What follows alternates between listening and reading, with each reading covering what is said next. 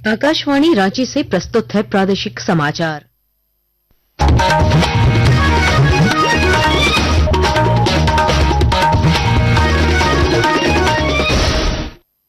नमस्कार, प्रादेशिक समाचारों के साथ मैं कामिनी। पहले मुख्य समाचार। मुख्यमंत्री हेमंत सोरेन की अध्यक्षता में आज होगी राज्य कैबिनेट की बैठक। सारंडा अभयारण्य पर लाया जा सकता है प्रस्ताव। घाटशिला उपचुनाव को लेकर भाजपा ने जारी की 40 स्टार प्रचारकों की सूची। झामुमो ने कल बुलाई केंद्रीय समिति की बैठक। राज्य में नक्सलियों के खिलाफ अभियान तेज। रांची, हजारीबाग और खूंटी से पुलिस ने 4 नक्सलियों को किया गिरफ्तार। मौसम विभाग ने राज्य से दक्षिण पश्चिम मानसून की विदाई की आधिकारिक घोषणा की। तापमान में गिरावट के साथ ही ठंड ने दी दस्तक। और भुवनेश्वर में चल रही 40वीं राष्ट्रीय जूनियर एथलेटिक्स चैंपियनशिप में झारखंड की टीम का शानदार प्रदर्शन। बालिका अंडर 18 मिडल रिले में जीता कांस्य पदक। और अब समाचार विस्तार से। मुख्यमंत्री हेमंत सोरेन की अध्यक्षता में आज राज्य कैबिनेट की बैठक होगी। बैठक में सारंडा वन्य अभयारण्य के लिए गठित मंत्रियों का समूह अपनी रिपोर्ट सौंपेगा। चर्चा होने के बाद सरकार सारंडा को वन्य अभयारण्य भी घोषित कर सकती है। कैबिनेट में नगर निकाय चुनाव के बारे में भी प्रस्ताव आ सकता है। इसके अलावा राज्य हित में कई अन्य महत्वपूर्ण निर्णय भी लिए जा सकते हैं। भाजपा ने घाटशिला उपचुनाव के लिए पार्टी के 40 स्टार प्रचारकों की सूची जारी की है। यह सूची पार्टी के राष्ट्रीय महासचिव अरुण सिंह की ओर से जारी की गई है। पार्टी के स्टार प्रचारकों में केंद्रीय मंत्री शिवराज सिंह चौहान और जुएल ओराम के अलावा भाजपा के प्रदेश अध्यक्ष बाबूलाल मरांडी, रक्षा राज्य मंत्री संजय सेठ, केंद्रीय मंत्री अन्नपूर्णा देवी, पूर्व मुख्यमंत्री रघुवर दास, चंपाई सोरेन, मधु कोड़ा, पूर्व केंद्रीय मंत्री अर्जुन मुंडा, प्रदेश के कार्यकारी अध्यक्ष आदित्य साहू भी प्रमुख रूप से शामिल हैं। इधर झामुमो ने कल विस्तारित केंद्रीय समिति की रांची में बैठक बुलाई है। बैठक में घाटशिला उपचुनाव पर रणनीति तैयार की जाएगी। पार्टी सूत्रों के मुताबिक इस दौरान प्रत्याशी के नाम पर अंतिम मुहर लगाई जाएगी। पार्टी नेताओं के अनुसार दिवंगत शिक्षा मंत्री रामदास सोरेन के पुत्र सोमेश सोरेन को प्रत्याशी बनाया जा सकता है। राज्य में नक्सलियों के खिलाफ अभियान तेज कर दिया गया है। इस कड़ी में रांची, हजारीबाग और खूंटी से पुलिस और सुरक्षा बलों ने 4 नक्सलियों को गिरफ्तार करने में सफलता प्राप्त की है। रांची के मैक्लुस्कीगंज से 2 टीपीसी नक्सलियों को पुलिस ने गिरफ्तार किया है।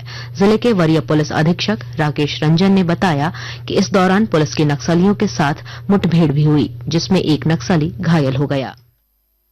आलोक जो कि टीपीसी का पूर्व लीडर था, जो कि एक मुठभेड़ में मारा गया था, उसके जाने के बाद उसके गैंग के साथी मोहम्मद राजन नाम से ऑपरेट कर रहे थे और उसी में 2 लोगों को पकड़ा गया और इन दोनों ही लोगों के पास से एक पिस्टल और एक देसी कार्बाइन, ये 2 चीज हमें बरामद हुआ था। जब इनके पास से रिकवरी के लिए हम लोग फर्दर जाने लगे तो ये पुलिस हिरासत से भागने का प्रयास किया उन्होंने और उसमें फायरिंग का प्रयास किया था और उसके जवाबी कार्रवाई में उसमें से भी एक अपराधी प्रभात राम से पैर में गोली लगी। उधर हजारीबाग में पुलिस ने भाकपा माओवादी के पूर्व जोनल कमांडर सुनील गंझू को गिरफ्तार किया है। जिले के पुलिस अधीक्षक अंजनी अंजन ने बताया कि राज्य का बहुचर्चित बेलतू नरसंहार मामले में भी यह शामिल था। हजारीबाग पुलिस की टीम ने सुनील गंजू की गिरफ्तारी की है। कई बड़े बड़े घटनाओं में, जैसे बेलतू नरसंहार में भी ये सक्रिय रूप से था। लेवी का डिमांड करना, थ्रेटन करना, आर्सनिंग करना, इस तरह के टोटल 42 काउंट्स इसके ऊपर। तो मुझे लगता है कि इससे जो बाकी बचे हैं उन लोगों को भी मैसेज बहुत स्पष्ट गया होगा कि उनको भी मुख्य धारा में जुड़ना चाहिए। उधर खूंटी जिले में पुलिस ने पीएलएफआई नक्सली जूनुल सांगा को गिरफ्तार कर लिया है। पुलिस को पिछले 16 वर्षों से उसकी तलाश थी। आकाशवाणी के ताजा तरीन समाचारों के लिए आप हमारी वेबसाइट newsonair.gov.in पर लॉग ऑन कर सकते हैं। ताजा समाचार X handle @AIR news alerts और Facebook page All India Radio news पर भी उपलब्ध है। आप प्रादेशिक समाचार एकांश के X handle @AIR news _Ranchi और Facebook page Akashvani news Ranchi, Instagram page तथा YouTube channel AIR news Ranchi पर भी हमारे बुलेटिन सुन सकते हैं। प्रादेशिक समाचार आप आकाशवाणी रांची से सुन रहे हैं। राज्य की कृषि मंत्री शिल्पी नेहा तिर्की ने रांची में कृषि एवं उद्यान विभाग की समीक्षा की। इस दौरान उन्होंने कहा कि राज्य में रबी फसल के बीज वितरण का कार्य क्लस्टर के फॉर्मूले पर तय होगा। इसके तहत 80 से 100 गांवों को मिलाकर क्लस्टर निर्माण किया जाएगा। दुमका में छात्रों के लिए हर दिन 24 घंटे अकादमिक सहायता और ग्रामीण महिलाओं को उद्यमी बनाने की पहल को राष्ट्रीय स्तर पर सराहना मिली है। विस्तृत ब्यौरा दे रहे हैं हमारे संवाददाता। दुमका जिले में महिला सशक्तिकरण के लिए शुरू किया गया दीदी की दुकान कार्यक्रम और शिक्षा में सुधार के लिए शुरू की गई संपूर्ण शिक्षा कवच योजना ने जिले को नई पहचान दिलाई है। नीति आयोग ने इन दोनों कार्यक्रमों के सफल संचालन के लिए prestigious youth case challenge award प्रदान किया है।